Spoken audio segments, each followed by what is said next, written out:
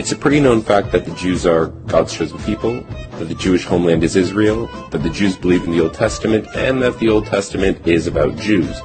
However, almost none of these facts are true. Nowhere in the Bible does it call the Jews God's chosen people. Modern-day Israel isn't really the homeland of the Jews.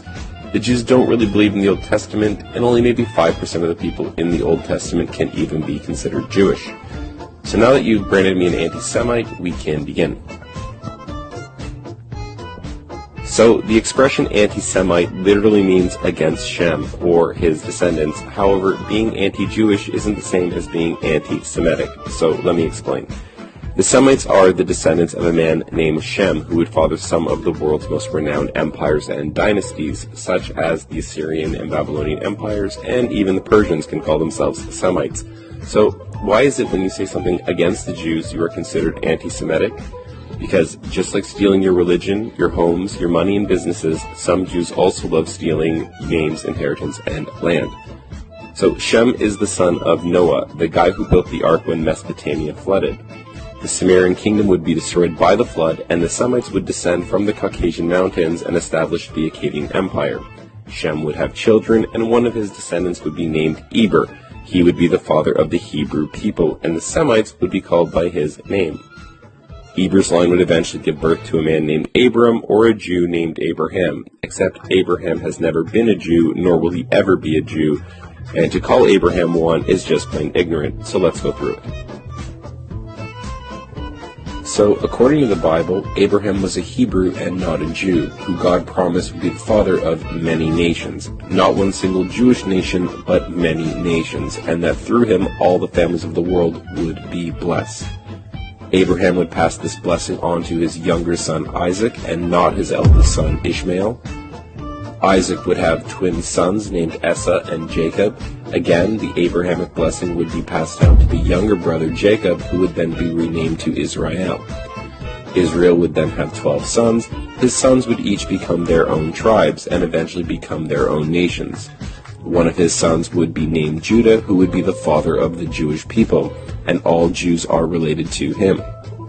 Even though all Jews are Israelites, majority of Israelites are not Jews. Obviously, Israel would have to pass the Abrahamic blessing to Judah in order for them to be the chosen people. Israel would want his favorite son Joseph to inherit the Abrahamic blessing. However, Judah, the father of the Jews, would be jealous and conspire with his brothers to have Joseph killed. In the end, Judah sold Joseph into slavery for silver, much like Judah sold Jesus to the Jews. So the Bible portrays Judah as a jealous villain and Joseph as the chosen son. While in slavery, Joseph would rise to become the prime minister of Egypt and father two sons named Ephraim and Manasseh. In the end, Israel would adopt Joseph's sons and pass the Abrahamic blessing on to them, making them the chosen people and dividing Joseph into 2 tribes, making 13 tribes of Israel. As for the father of the Jews, his 2 eldest sons would die and Judah would end up bowing down to Joseph. So, now that you understand that the Jews were never intended to bless the world, nor were they ever considered the chosen people, we can move on to our second point. So, is the Jewish homeland Israel? And the answer is yes and not at all.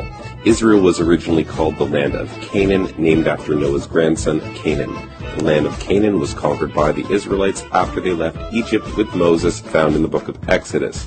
The Bible says God commanded the Israelites to punish the Canaanites for their sexual immorality, which led to child sacrifice, which would eventually lead to cannibalism.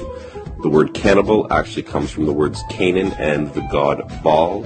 Baal was the god of Canaan, and the priests were known for eating the children after they were sacrificed to him, hence why we call them cannibals. So now that you understand what kind of people were living in Canaan, try not to feel so bad when you read that God ordered us to exterminate them. The borders of the Jewish homeland were established by Joshua, who was one of the descendants of Joseph and not from Judah. So if we were to restore the Jews to their original land, according to the Bible, the Jewish homeland would look less like this and more like that.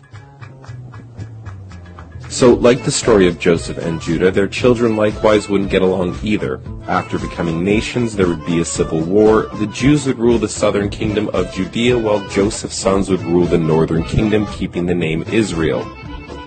They would have different religions, believe in different gods, and while Judah stayed in Judea, Joseph would ally himself with the Phoenicians and establish colonies and trade posts all over the Mediterranean.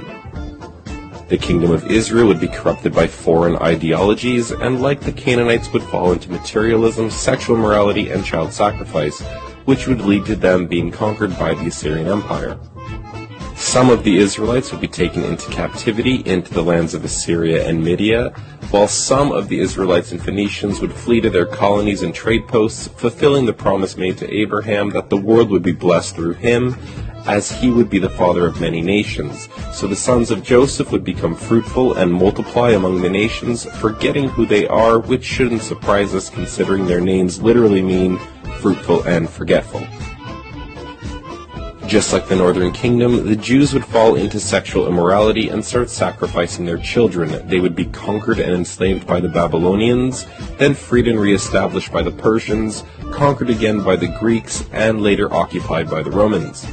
While under Roman rule, the Jews would launch the greatest revolution in Roman history, known as the Great Revolt, which would fail, causing Judea, Jerusalem, and the Jewish temple to be destroyed, ironically fulfilling everything Jesus and the Christians said would happen. The Jews, not being satisfied with losing their temple and homeland, would stab the Romans in the back by launching 2 more rebellions, killing over 500,000 Greeks and Romans. God would bless the chosen people with 2 more humiliating defeats, along with a banishment from the land, causing Judea to be renamed to Syria Palestinia. So the reason the Jews have been able to take Palestine really rests on the fact that they've stolen the name Israel and have convinced the Christian West that they are the chosen people and that they alone are Israel. But once putting things into perspective, we see that just isn't true. Which brings us to our third point. Do the Jews believe in the Old Testament? The answer is kind of and not really. While waving around the Old Testament as if they believe in it, the Jews actually have secondary books that they consider just as important, the main book being called the Talmud. To explain the Talmud, we have to understand some basic Jewish Roman history, going back to Emperor Claudius, who, like Emperor Tiberius, tried to ban the Jews from Rome after branding them aggressive troublemakers. Sadly, Emperor Claudius didn't understand how to play the Game of Thrones and ended up mysteriously being killed. His successor, Emperor Nero, would lift the Jewish ban, which shouldn't surprise us considering the Talmud says he was a Jewish convert. Nero and his Jews would engage in some of the most barbaric acts known to man. Just to give you an idea of how crazy this pro-Jewish Roman emperor was, Nero burned down Rome and blamed it on the Christians, causing them to be tortured and killed in the worst ways imaginable. He murdered his entire family, then kicked his pregnant wife and unborn child to death, and then castrated a young boy named Sporus and forced him to dress like the wife who he had just murdered. With the coming of Jesus, the Jews would divide into 2 main groups. Those who believed that Jesus is the Messiah, while the other group of Jews rejected this claim, believing that their Messiah would come wielding a sword to destroy the Romans and set up a Jewish empire, which is what led the Jews to revolt against Rome in the first place. That, and they just didn't want to pay taxes. After their failed rebellions, the Jews would retreat to Babylon, creating the religion we know today as Judaism, making Christianity older by about 200 years. The Jews would argue and say that the Talmud is the oral law that was passed down orally without any mistakes since the time of Moses, before finally being written down between 200 and 400 years after Jesus. This would place the Jews in first place above the Muslims for the longest, most successful game of broken telephone ever played. The Talmud speaks of its love for Christians by calling the mother of Jesus a whore and calling Jesus a bastard sorcerer who is in hell boiling in human shit. Which brings us to our last point. Is the Old Testament about Jews? The answer is no, not really. Because the Jews have stolen the name Israel, you would never guess that the majority of the people in the Bible are not Jewish. The Apostle Paul, for instance, even though everyone calls him a Jew, Paul quickly separates himself from the Jews and says, "I am an Israelite of the tribe of Benjamin." The Bible also says that God sent Paul to preach among the Israelites. And funny enough, Paul's ministry wasn't in Judea, but he was sent to preach to the Galatians in Asia Minor, the Greeks in Greece, and the Romans in Rome. The Bible is constantly separating the kingdom of Israel from the kingdom of Judah, as it is constantly separating Joseph from Judah. The entire Jewish deception and hijacking of the Bible depends on them stealing the terms Semites, Hebrews, and Israelites.